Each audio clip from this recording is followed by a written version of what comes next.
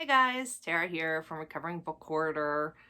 Today is day 12 of Vlogmas. I think it's day 12. Yeah, day 12. First, check out this cute new mug I got. Isn't he the cutest? It came with a matching set of 4 ceramic, like a tablespoon, a teaspoon, a half a teaspoon, and I think a quarter of a teaspoon. And I just love them. I got this at our local coffee shop yesterday when I stopped to pick up a few gifts. Anyway, all right, so today we are going to talk a little bit about 2021. So those of you that have watched my channel before know that I love to do the decision wheels to help determine my TBR each month. I am not the person that came up with that. That would be Cody, and I will link her down below for her original. She's the one that originally came up with the Book of Wheels game. So I am not creative enough to make my own. It's not true. I am creative enough to do it. I just haven't. So I use Wheels on my phone. It's a decision-making app, and it's great because I can just make a ton of different wheels. And so that's what I do. I have several wheels each year to help me decide what my TBR is going to be. So one of those wheels is going to be a list of 21 books that I want to read in 2021. So the key is all of these have to be books off of my existing TBR, not anything that I purchase. And that is to help me make sure I'm reading the books that are actually in my house. So I am going to go through and tell you what those 21 books are. And then whenever I do my wheels each month, I will typically spin that wheel twice each month to pick out 2 books. Then obviously there'll be a couple of months that I only have to spin it once because 21 is less than 24. So anyway, all right, so let's get started on what I plan on reading off of my TBR shelves. So the first one is Uncomfortable Conversations with a Black Man by Emmanuel Aiko. And I absolutely adore his YouTube channel and everything that he has done since the Black Lives Matter movement really took off. I appreciate his honesty so much. As a privileged white woman in America, I want to understand. I want to be a partner. I want to do everything possible when it comes to equality and race relations. He has helped greatly, and I just think he is a genius. And I was so excited whenever I found out that Oprah was going to be publishing his book. And so that is what this is, and I can't wait to read it. Okay, number 2 is The 5 Love Languages by Gary Chapman. And this takes a Christian perspective looking at love. And he explains that everyone has their own love language. There's a total of 5 love languages. And for a relationship to really be successful, you need to understand what the other person's love language is. So, because that's the way that they feel loved. Heard really good things about it, and it's been on my shelf for several years now, and so I'm going to be reading this one. Okay, next we have Dangerous Prayers by Craig Groeschel. This came into my life this year, but I didn't read it whenever I got it. So on the back he says, "This book will show you how to pray the prayers that search your soul, break your habits, and send you to pursue God's calling for you. But be warned, if you're fine with settling for what's easy, or you're okay with staying on the sidelines, this book isn't for you. You'll be challenged, you'll be tested, you'll be moved to take a long, hard look at your heart." So, yeah. Excited for that one. I really like books about prayer and things that teach me new ways to pray. Because I pray every day. All throughout the day. Every morning starts with my prayer journal. And it's just so interesting to look back at my prayer journal to see all of the prayers that have been answered. Not always in the way that I thought that they would be, but that were very, very clearly answered in a way that's best. Because I don't always know what's best. I usually do not know what is best for me in my life. Okay. Next is An Ascension of Larks by Rachel Linden. And this is a Christian fiction novel. I, again, have had this on my shelf for several years at this point. I want to say about 2 years. So just a quick blurb from the back. It says, when globe-trotting photographer Magdalena Henry loses the only man she's ever loved, she risks her stellar career to care for his widow and young children on a remote island in the Pacific Northwest. I just think it sounds very intriguing. Okay, next I have Church of Cowards, A Wake-Up Call to Complacent Christians by Matt Walsh. Again, this is one I purchased in 2020 and didn't get around to reading. And I'm pretty sure this is a book that calls out Christians for not acting in the most Christian of manners. Yeah, it looks at how, if you're a Christian, you should be able to tell that there's just something different about that person as opposed to someone who's not. And that in America, we've become very complacent as Christians, and we look pretty identical to everyone else.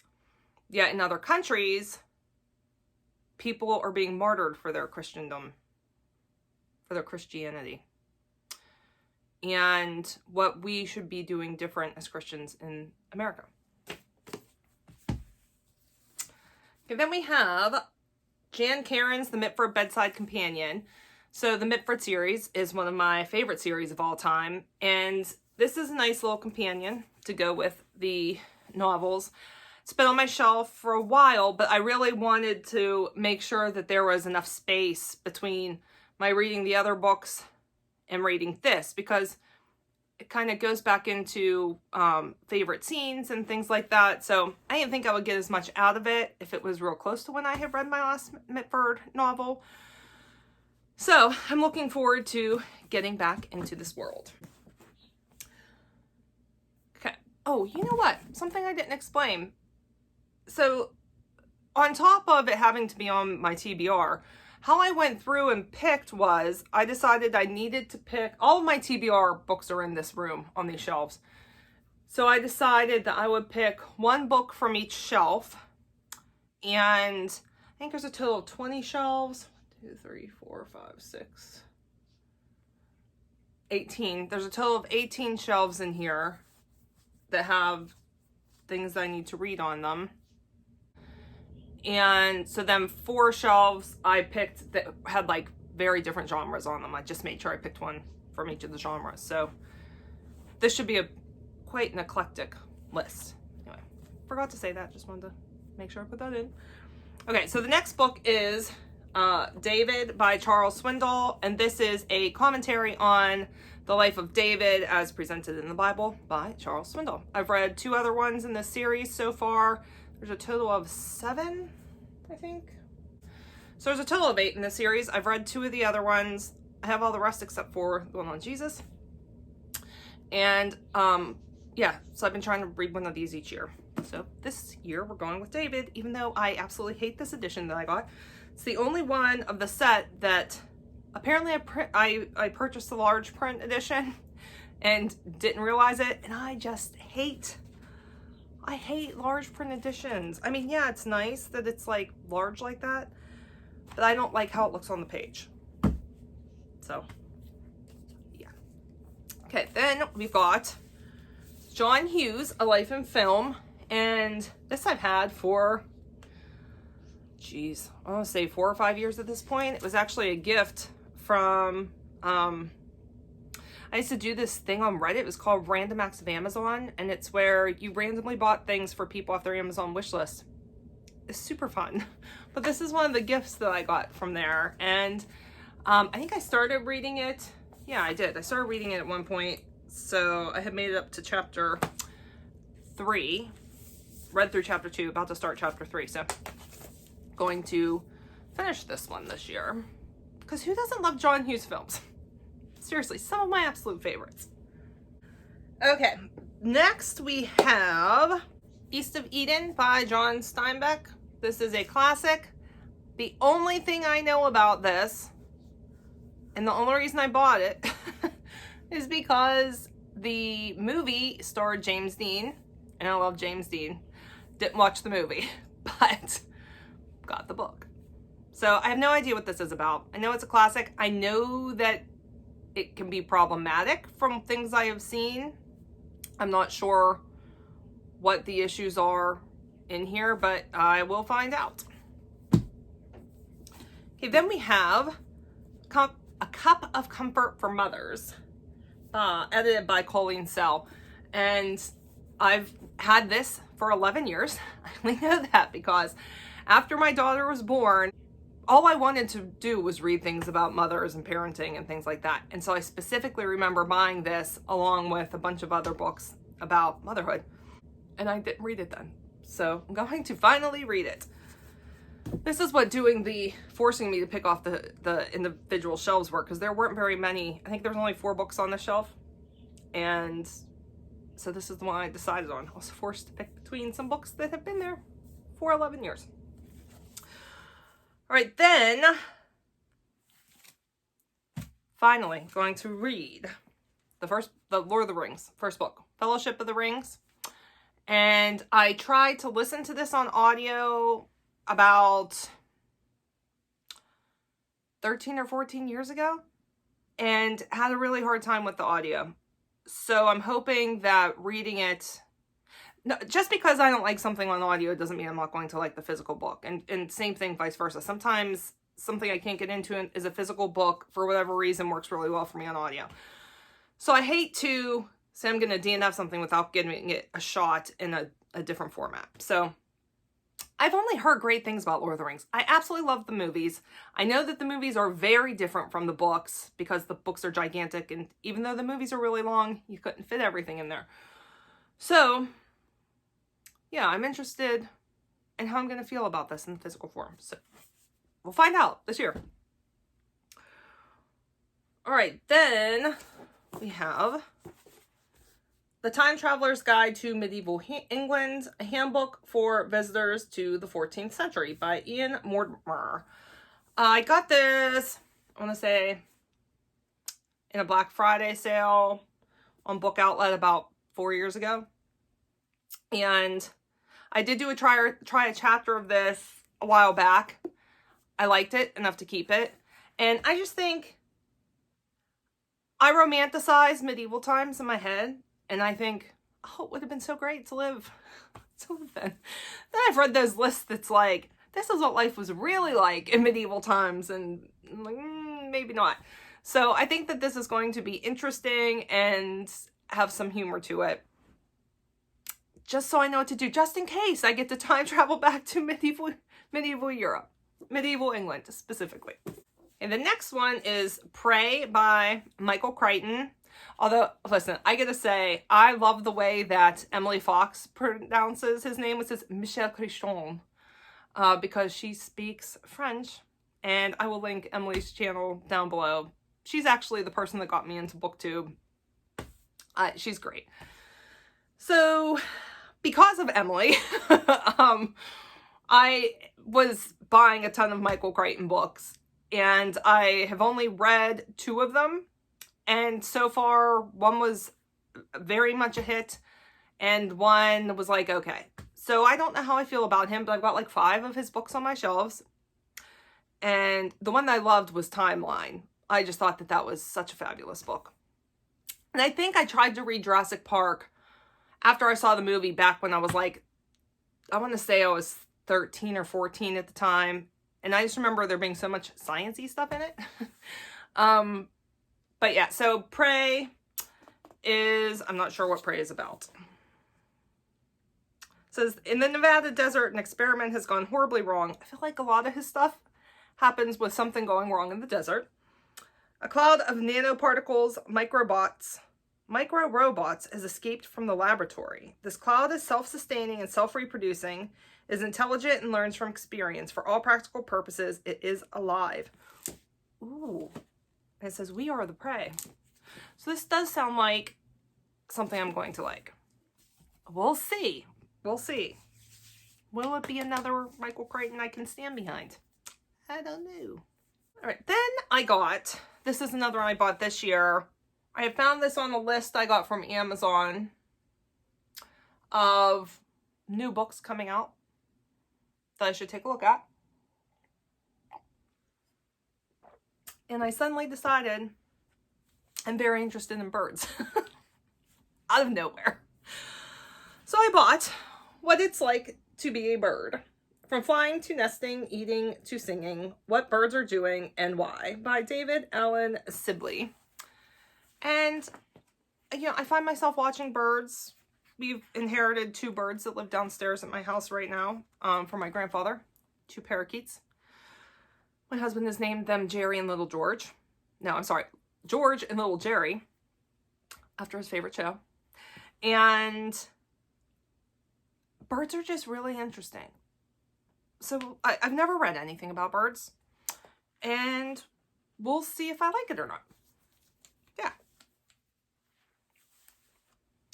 Okay, the next one is a book about Disney. I love books about Disney because I love Disney, and I've been there 3 times in my 39 years. But if it was up to me, I would go there all the time. So I like to read books about Disney so I can live vicariously through the pages. 'Cause, you know, you get to go all kinds of places through books. So this one's actually was written for men. And so I had gotten it for my husband. But I really like, because this guy, he had a podcast. And I really, really enjoyed his podcast. So I want to read the book, even though it's written for guys. And so this is called Ears of Steel, The Real Man's Guide to Walt Disney World by Bart Scott. Okay, the next one is called I Am Aspian Woman, and this is by Tanya A. Marshall, and Unique Characteristics, Traits, and Gifts of Adult Females on the Autism Spectrum. My daughter is on the autism spectrum. She is a level 1 autism. If they hadn't removed the term of Asperger's, she would be considered Aspie, but Asperger's is the diagnosis that no longer exists. So, level 1 autism, the diagnosis formerly known as Asperger's. And then I also got this one because my old boss, so I'm the director at a mental health agency, but I've been there for like 13 years. So the former director, she had pulled me into her office one day, and she had a YouTube video up, and she's like, come watch this YouTube video and just tell me what your thoughts are. And it was listing all of the traits of females on the autism spectrum with high functioning autism. And I saw so much of myself in that video. And women with high functioning autism can look very different than men with high functioning autism. So no, I've never been diagnosed with autism. And let's just say I have a lot of autism traits. Yeah. So I had bought this one really more for me to read. But it's also will help me understand my daughter as she's getting older as well. Okay, then I have one that I'm not taking down because it's up here. Let's see if I can. It's this one right here. And there's just all this stuff on it. And I don't want to have to take it out until it's time for me to read it. I don't want to have to move everything. And so I'll put a picture of it right here. And that is Harry Potter from Page to Screen. And this was a gift from one of my very good friends a couple years ago for Christmas. And it is like the definitive guide of the making of Harry Potter. It's gigantic. I think it's like 600 some pages. It's huge. It's beautiful. And I've been wanting to read it for so long. And this is going to be the year that I do that. All right, then the next one is Beartown by Frederick Buckman. And I tried reading my grandmother told me to tell you she's sorry, I think is what it was called. And I tried reading A Man Called Uva. No, I should say both of them I think I tried reading as audiobooks. And I just had a really hard time getting into them. This one sounds like it's very different than both of those books, and I've only heard really good things about it. So this one is about a hockey town in Canada, I believe, and one of the hockey players rapes a girl, and then what that looks like in the aftermath for this town. I think that's a pretty good summary. We'll see. If I don't like this one, I'm breaking up with Frederick Bachman. All right, then I have Nancy Drew, The Secret of the Old Clock. I used to have a whole bunch of Nancy Drew books when I was younger, and I never read one of them. For some reason, though, I decided maybe my daughter would like to read them. My daughter, who really does not love reading, period. So I bought this one, and it's been sitting on the shelf. I didn't read it when I was younger, but, you know, I really love young adult, and so I would really like to give Nancy Drew a shot. She's been around for years, so there must be something really good about them. We'll find out. All right. 2 more. Wolf by Wolf by Ryan Grodin. And this is a, I don't know how you would call, what it's called. I'm going to call it like a twisted history, maybe. But it's, what if the Nazis won the war? It says the year is 1956, and the Axis powers of the Third Reich and Imperial Japan rule. To commemorate their great victory, they host the Axis Tour, an annual motorcycle race across their conjoined continents. The prize, an audience with the highly reclusive Adolf Hitler and the victor's ball in Tokyo. So yeah, this one's really has piqued my interest. I'm quite interested in that. I'm a big World War II person. My ancestry is Jewish, and I really identify with the Jewish side of my family. My great-grandparents were Russian Jews, and yeah, that's one of those things I've always heard about, that people writing books like, what would the world have looked like if the Nazis had won? Terrifying. That's terrifying. But it's also very intriguing from a literary standpoint. There's another one, too, I really want to read called, I think it's called The Glass Castle. I'm pretty sure that's what it's called. I haven't gotten it yet, but I really, really, really want to read that one, too. All right, the last one on my 21 and 21 is The Invisible Library by Genevieve Cogman. One thing any librarian will tell you, the truth is much stranger than fiction. Irene is a professional spy for the Mysterious Library, a shadowy organization that collects important works of fiction from all the different realities. Most recently, she and her enigmatic assistant, Kai, have been sent to an alternative London. Their mission, retrieve a particularly dangerous book. The problem, by the time they arrive, it's already been stolen. So I love books about libraries and alternative versions of countries. I like that trope also. So that's it. All right, that's my 21 and 21. Have you read any of these? If you have, what are your thoughts? I would love to know. Did you love them? Did you hate them? Tell me. All right, guys, see you tomorrow.